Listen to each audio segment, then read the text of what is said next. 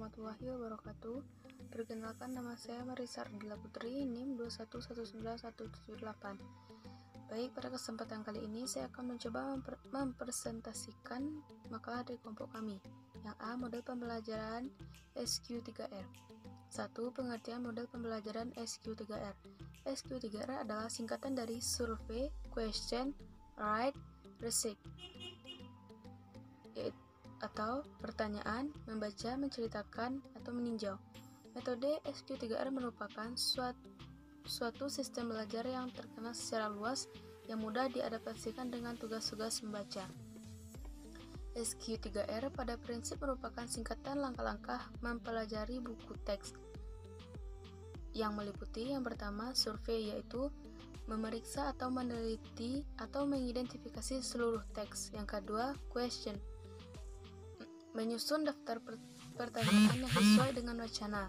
Yang tiga, write, membaca wacana secara aktif untuk mencapai pertanyaan-pertanyaan yang telah tersusun. Write, menghafal semua jawaban atau pertanyaan yang telah tersusun atau ditentukan. Review, meninjau ulang seluruh jawaban atas pertanyaan yang telah tersusun pada langkah kedua dan ketiga.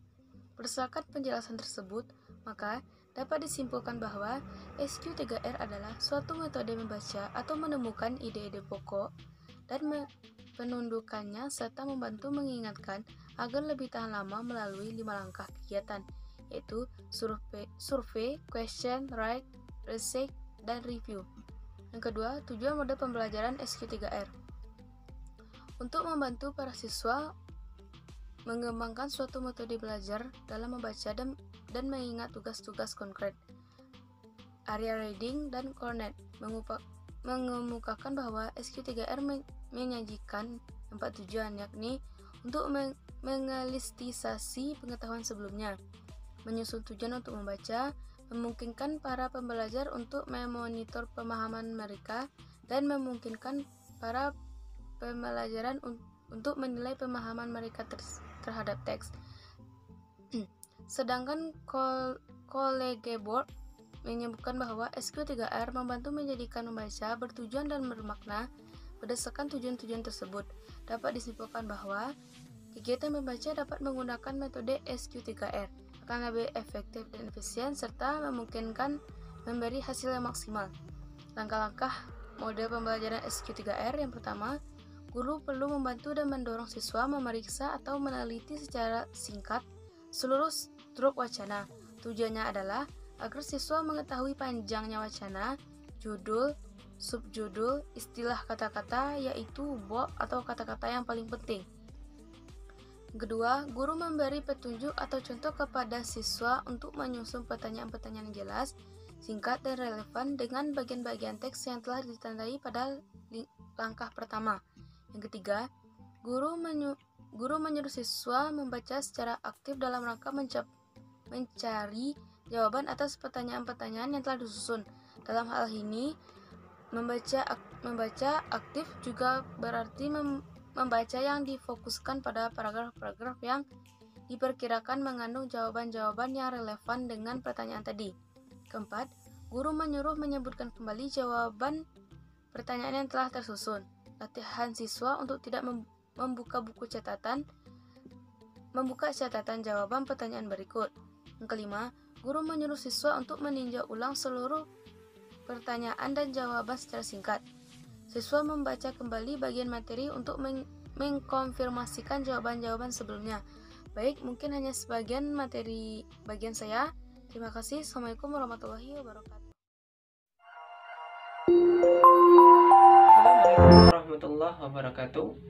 Nama saya Rami Febrianto, NIM 1919202, akan melanjutkan pembacaan dari resume kami, yaitu tentang yang pertama, kelebihan dan kekurangan dari model pembelajaran SQR. Itu yang akan kita bahas. Nah, yang akan kita bahas dulu adalah tentang kelebihan dari model pembelajaran SQR ini. Apa saja kelebihannya? Yang pertama, kelebihannya adalah pendekatan tugas melalui membaca teks akan dapat membantu siswa lebih percaya diri. Itu yang pertama. Yang kedua apa? Yang kedua, membantu konsentrasi siswa dalam menemukan jawaban. Yang ketiga, dengan menggunakan metode ini dapat memfokuskan siswa untuk kepada bagian-bagian yang tersulit. Misalnya ada sebuah pertanyaan yang tidak dimengerti atau tidak dipahami, maka siswa bisa dengan mengidentifikasinya dan menemukan jawabannya. Itu yang ketiga. Yang keempat apa? Yang keempat, melatih memberikan jawaban dalam pertanyaan tentang materi. Dan yang kelima adalah membantu mempersiapkan catatan dalam bentuk tanya jawab. Nah, itulah kelebihan dari pembelajaran SQR. Sedangkan kekurangan dari pembelajaran SQR ini adalah untuk menempuh kelima poin yang di atas tentang kelebihannya tadi, itu mungkin akan terasa berbelit-belit pada awalnya. Dan juga model pembelajaran ini juga akan banyak menyita waktu. Apalagi kalau ada peserta didik itu yang tidak bisa membaca atau kurang lancar dalam membaca, itu akan membuat pembelajaran mereka menjadi membosankan. Dan dengan membosankannya pembelajaran akan berdampak dengan kurangnya atau tidak optimalnya pembelajaran tersebut. Mungkin itulah kekurangannya dari pembelajaran SQR ini. Nah, selanjutnya kita akan membahas tentang model pembelajaran MED, atau biasa kepanjangannya adalah Meaningful Instructional Design. Mungkin bagi orang yang pertama membaca, mungkin itu akan terasa sulit baginya, tapi itulah arti dari MED itu, MED itu. Jadi arti MED adalah Meaningful Instructional Design. Nah, lalu apa? Lalu apa arti dari model pembelajaran MED ini? Pembelajaran MED ini adalah model pembelajaran yang mengutamakan kebermaknaan dan keefektivitasan dalam belajar. Misalnya dengan membuat kerangka pembelajaran, kerangka kerja aktivitas secara konsepsional, kognitif, dan konstruktif. Nah, model ini juga dipakai sebagai alternatif dalam pembelajaran fisika. Kenapa dipakai dalam pembelajaran fisika?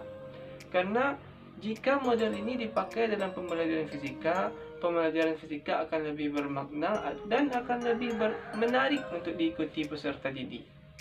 Sehingga peserta didik dapat merasakan manfaat dari belajar fisika tersebut dan lebih mudah menguasai konsep-konsepnya. Karena dikaitkan dengan struktur kognitif tadi, peserta didik itu sendiri.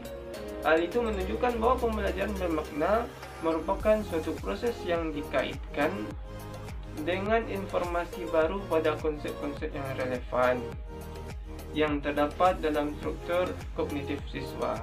Nah, itu tentang apa itu model pembelajaran MED, yaitu Meaningful Instructional Design. Kita masuk kepada ciri-cirinya. Apa saja ciri-ciri dari model pembelajaran MED ini atau Meaning Instructional Design ini? Yang pertama, ciri-ciri dari model pembelajaran ini adalah menggunakan pengalaman dan pengetahuan awal dari peserta didik dalam menemukan informasi, lalu memproses informasi tersebut, lalu menyimpan informasi tersebut untuk dipanggil kembali jika suatu saat nanti dibutuhkan. Itu yang pertama. Yang kedua, apa ciri-cirinya? Yang kedua, ciri-cirinya adalah mempertimbangkan materi, kompleksitas tugas-tugas yang berhubungan dengan mata pembelajaran fisika. Nah, yang melekat pada kebutuhan, minat, dan perkembangan kognitif dari peserta didik itu sendiri. Nah, mungkin itu sekian yang dapat saya jelaskan dan jabarkan. Selanjutnya akan disambung oleh rekan saya, yaitu saudari Industri Ningrum. Kepada saudari saya persilahkan.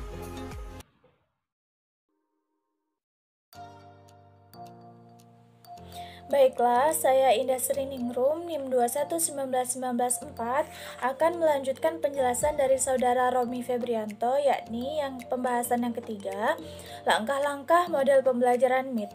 Langkah-langkah model pembelajaran Meaningful Instructional Design adalah sebagai berikut.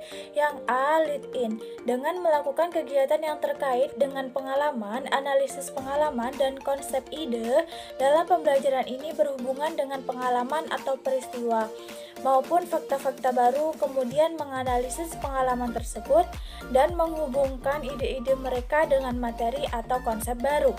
Yang B, reconstruction, melakukan fasilitasi pengalaman belajar.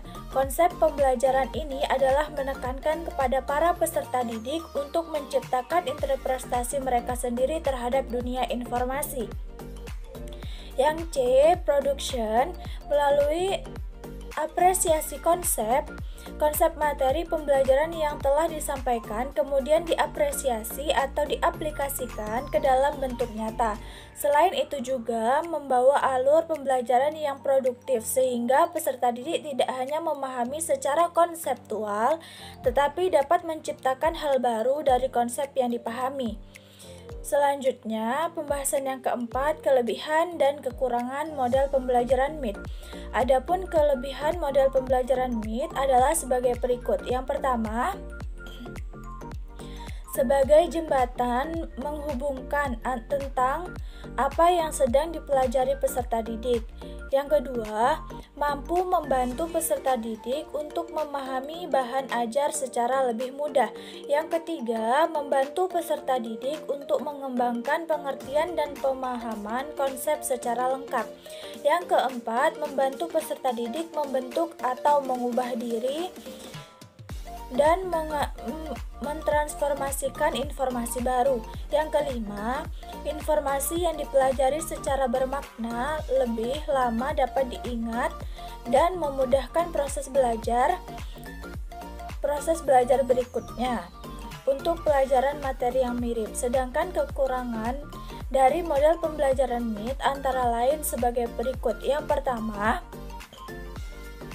model pembelajaran ini belum diketahui banyak pengajar, jadi masih jarang digunakan. Yang kedua, menuntut kemampuan guru untuk lebih kreatif supaya bisa membuat suasana dalam proses belajar mengajar menjadi bermakna. Cukup sekian penjelasan dari saya, kurang lebihnya saya mohon maaf. Wassalamualaikum warahmatullahi wabarakatuh.